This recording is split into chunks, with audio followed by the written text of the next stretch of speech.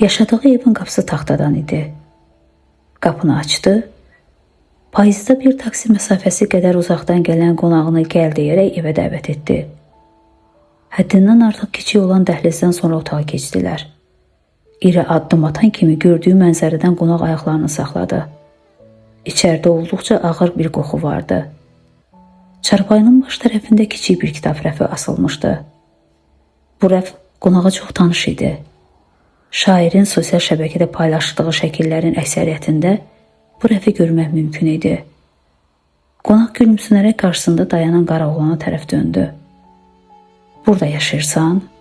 Hə, deyərək ev sahibi özünə məxsus sakitlikdə təbəssüm etdi. Qonaq heyrətdən əlləri ilə ağzına tutdu. Evin döşəməsi birbaşa torpaq yerdən idi. Otaqdakı rütubət qoxusu yenicə yediyi balıq konservası və içdiyi arağını ilə qarışmışdı. Uzun illər tək yaşadığı üçün otaqdakı səliqəsizliyi hər tərəfdə görmək mümkün idi. İnana bilmirəm. Yəni sən həqiqətən burada yaşayırsan? Qara oğlan sakit tərzdə gülümsənərək cavab verdi. Hə. Geyiminə çox fikir verirsən. Zövqlü geyimini, rəngli və təmiz idman ayaqqabılarını görən heç kim inanmaz ki, belə bir yerdə yaşayırsan. Hələ də şokdayam. Deyərək qonaq əli ilə alnını ovuşdurdu.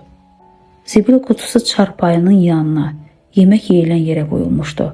Qabın içində bir neçə boşalmış konserva və içki şüşəsi vardı. Alçaq jurnal masasının üzərinə notebook və ona qoşulmuş səs yüzləndirici qoyulmuşdu. Görünür, şair üçün musiqi, türkü dinləmək və o sədalar altında şeiriyyata yolculuq etmək həyatının yeganə qayəsi idi. Yoxsa çox kiçik və yerdən biraz hündür olan bu masanı həm yemək, həm də yazı pozu işlərini ayırmazdı.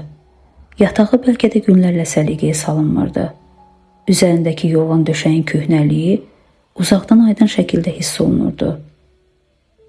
Demək, o şeirləri burada yazırsan.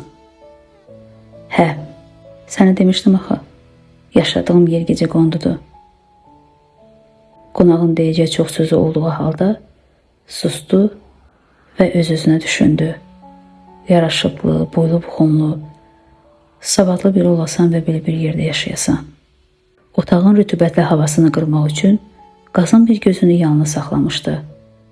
Dar pəncərənin yuxarısındakı nəfəsliyi isə açıq idi. Paltaryon maşının yoxdur? Yox.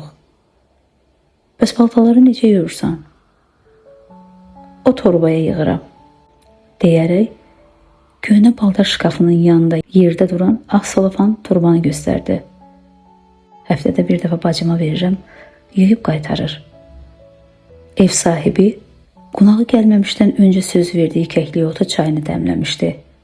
Fincana süzərək onun qarşısına qoydu. Lakin qonağın gözləmədiyi bu mənzərə ilə qarşılaşması onun iştahına da təsir etmişdi. Çaydan sadəcə nəzakət xatirinə bir qurtum aldı. Qara oğlan notebookda çox sevdiyi bir türkünü tapdı.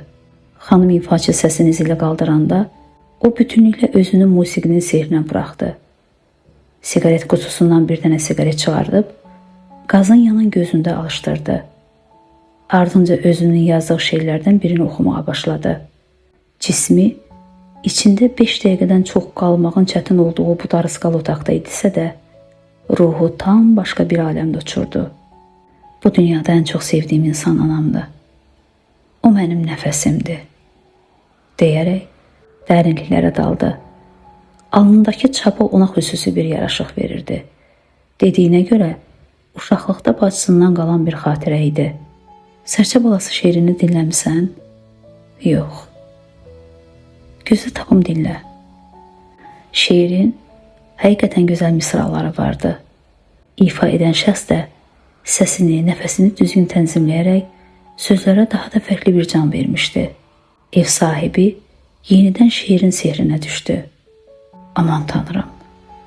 Dinlədiyi istər musiqi olsun, istər şeir, hər bir zərrəsini necə dərindən hiss edərək yaşayırdı. Şeir bitəndən sonra ayağa qalxdı. Divardan asılan torbanı götürüb qonağının qarşısına qoydu. Yer fındığıdır. Ye. Otağın rütubəti yer fındığından da hiss olunurdu. Qabığı yumşalmış, dadı biraz dəyişmişdi. Bu məhəllədə özünün dediyi kimi əzəmətli villaların ortasında uçuq qapılı bir evdə şair yaşayırdı. Həmin o villaların içərisində isə elin ziyalısına çevrilənlər bəzənirdi. Həyat həqiqətən bu qədər acımasızdırmı? Yoxsa bu insanlara verilən fürsətlərdən düzgün istifadə edə bilməyin nəticəsidir? Qara oğlanın uzun, sıx kipriklərinin altından görünən gözləri şövqlə parıldayırdı. Xoşbəxt idi.